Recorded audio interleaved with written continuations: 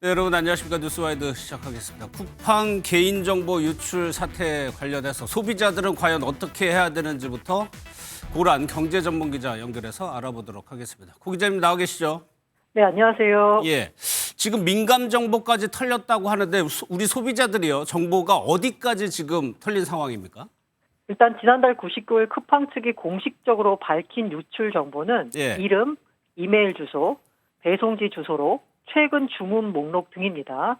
그리고 공시에서 구체적으로 밝히지 않았지만 주소록 부분에요. 예. 공동 현관 비밀번호도 포함된 것으로 알려졌습니다. 예, 집의 주소와 비밀번호까지. 그런데 또 하나 지금 걱정되는 부분이 이런 정보를요. 다른 데다 팔아넘긴다는 보도도 있던데 2차 피해도 우려되거든요.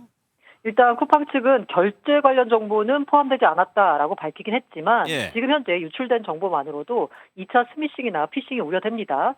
앞서 말씀드린 대로 제가 최근 주문 정보가 포함이 됐다라는 말씀드렸잖아요. 그렇죠. 예. 예를 들어서 제가 탄산음료를 하나 주문했어요. 예. 그런데 해당 물품에 문제가 있다라는 지적을 하면서 환불을 원하면 해당 링크를 클릭하라라는 문자가 왔다고 가정해 보겠습니다. 예. 그러면 제 입장에서는 나 최근에 탄산수 주문한 거 맞으니까 무심코 링크를 클릭할 수 있거든요. 예. 그러면 그 순간 스마트폰에 악성 앱이 깔리면서 내 결제 정보를 털어갈 수도 있는 겁니다. 그렇죠. 예. 이 아울러서요. 쿠팡 측은 현재까지 파악한 바에 따르면 개인 통관 고유 부호, 이건 유출 정보에 포함되지 않았다라고 밝혔습니다. 예. 그런데 통관 고유 부호가요. 이 직구할 때 쓰는 일종의 주민번호 같은 역할을 합니다. 예. 때문에 악용될 우려가 상당히 많습니다. 예. 그래서 그래서 소비자들 사이에서는요. 개인 통관 고유 부호를 새로 발급받자라는 움직임이 일고 있는데요. 이 관세청에 따르면 지난달 30일부터 지난 1일까지 개인 통관 고유 부호 재발급 건수가 42만 건을 넘었습니다. 예. 그런데 지난해 연간 발급량은 6만 5천 건이었거든요.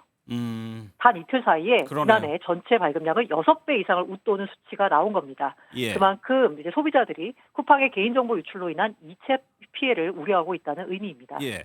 그래서 일각에서는 이제 쿠팡에 대해서 이제 신뢰가 떨어지니까 무서워서 탈퇴하겠다라는 생각을 하시는 분도 있을 텐데, 근데 탈퇴하는 방법도 굉장히 어렵다면서요.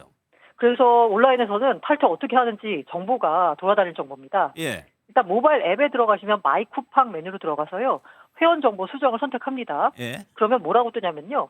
회원 정보 탈퇴는 PC 버전으로 이동하여 진행하실 수 있습니다라고 떠요. 예. 그러니까 앱이 아니라 PC 버전으로 이동해야 탈퇴가 가능합니다. 컴퓨터로 가야 된다는 얘기죠. 아니 이제 버전 자체가 모바일에서 바뀌게 돼요. 그래서 좀 보기가 어렵게 되는 거죠. 예. 예. 예. 그리고 PC 화면에서 본인 확인과 이용 내역 확인, 설문 작성 등 단계를 순차적으로 진행해야 되고요. 예. 이 설문 같은 경우에 우리가 왜 그냥 안 하고 넘기잖아요. 그런데 쿠팡에 바라는 점 여기에다가 입력을 해야지 완료가 돼요. 반드시요. 네네. 그리고 와우 멤버십 요거 가입한 이용자는 먼저 일단 멤버십을 해지해야 됩니다. 그래야지 탈퇴 절차 시작할 수 있고요. 이거저거 다 하다 보니까 총 6단계를 넘는 복잡한 과정을 거쳐야만 계정을 정리할 수 있고요. 예. 또 이거 웹사이트에서 보면은 탈퇴 이거 어디서 봐야 되는 거야? 사실 찾기도 어려운 경우도 많습니다. 예. 그런데 이미 개인정보가 노출된 마당에 이거 탈퇴까지 하는 게 도움이 되느냐 이런 생각도 들거든요. 네, 쿠팡이 회원 숫자를 공식적으로 밝힌 적은 없는데 3분기 기준으로 활성 고객 수, 그러니까 해당 기간 단 한 번이라도 주문한 고객이 2,470만 명이에요. 예. 그런데 이번에 털린 고객 정보가 3,370만 개죠. 그러면 산술적으로 이미 탈퇴한 고객 정보까지 털렸다고 봐야 됩니다. 예. 실제로는 수년 전 탈퇴했는데도 고객 정보 유출 문자를 받았다라는 소비자도 있습니다. 이유가 뭐냐면요. 쿠팡이 관계 법령에 따라서 대금 결제와 계약, 소비자 불만 등에 대한 데이터를 5년간 보유해야 됩니다. 그래서 네. 그런 건데요. 다시 말하면 이제 와서 탈퇴하는 건 사실 의미 없어요. 그런데 소비자로서 할 수 있는 최소한의 항의 표시가 아닐까. 그래서 소비자들이 탈퇴하는 거 아닐까라는 생각이 듭니다. 그러면 좀 더 적극적인 항의 표시로 집단 소송 움직임도 있는 걸로 알고 있는데 지금 24만 명 넘었다고 들었는데 이거 다 보상 받을 수 있는 겁니까?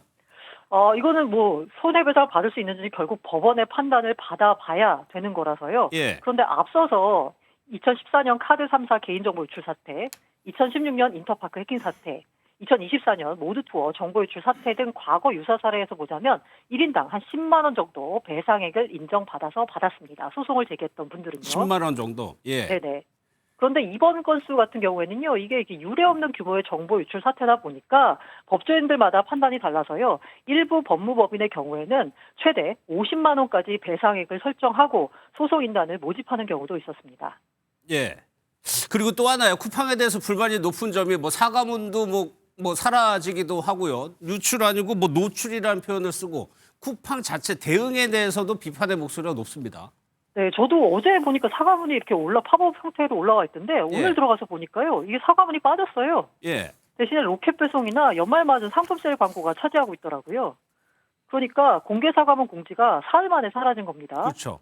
그러다 보니까 이제 쿠팡이 소비자들의 염려는 여전한데 사과보다는 마케팅 정책에 무게를 더하는 거 아니냐라고 해서 소비자들이 분노하고 있고요. 무늬만 사과다, 이틀짜리 사과다라고 비판하고 있습니다. 예. 그리고 애초에 쿠팡이 정보 유출 사실을 알리면서 뭐라고 했냐면요. 고객님의 소중한 개인정보가 일부 노출되는 사고가 발생했습니다라고 그랬죠. 했어요. 예. 이 노출은 사실 가벼운 실수의 의미를 담고 있거든요. 그러다 보니까 이 사안을 축소하려는 쿠팡의 의지가 반영된 거 아니냐라고 하고 있고요. 제가 특히 화났던 부분은 뭐냐면 카드 정보 등 결제 정보 노출이 없었다라고 하면서 뭐라고 표현했냐면 안전하게 보호되고 있습니다. 라고 표시를 했어요. 이 예. 안전하게 고개를 갸웃할 수밖에 없죠. 예.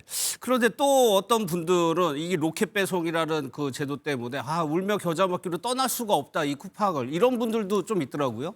네, 맞아요. 이게 활성 이용자 수 MAU라고 하죠. 이게 예. 월간 앱에 접속하는 사람이 얼마냐를 보면 10월 기준으로 보니까 쿠팡이 3,400만 명이 넘습니다. 11번가가 765만 명, G마켓이 666만 명입니다. 쿠팡이 압도적으로 많죠. 예. 쿠팡은 온라인 쇼핑 플랫폼이잖아요. 플랫폼의 특성상 한 번만 종속되면 벗어나기 어려운 특성이 있습니다.